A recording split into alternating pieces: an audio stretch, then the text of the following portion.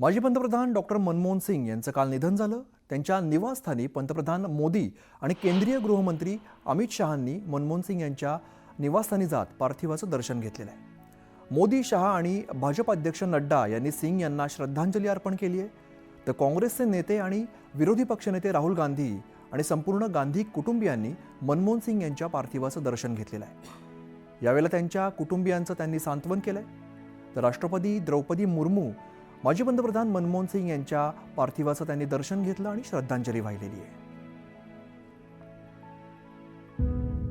हजारों जवाबों से अच्छी है मेरी खामोशी, न जाने कितने सवालों की आबरू रख ली.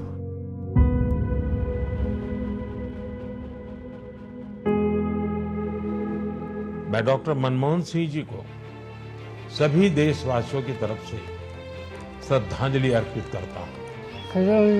त्यांचा हिंद हा राजकारणी होता. डॉक्टर मनमोहन सिंह ईमानदार, निष्ठावान, इस तरह का नेता बिरले ही मिल सकता है. उन्होंने अपने कर्तव्यों का बहुत अच्छे तरीके से निर्वहन करने का प्रयास किया है. उनकी छाप पूरी दुनिया में पड़ी.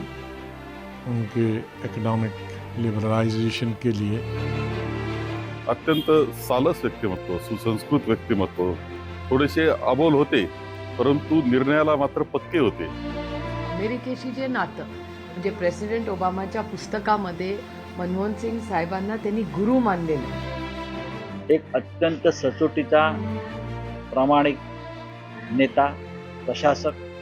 मनमोहन सिंग साहेबांच्या जाण्याने एक मोठी पोकळी देशामध्ये आणि काँग्रेस पक्षामध्ये सुद्धा निर्माण झाली आहे.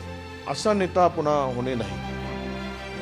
जब भी हमारे लोकतंत्र की चर्चा होगी उसमें माननीय डॉक्टर मनमोहन सिंह की योगदान की चर्चा जरूर होगी.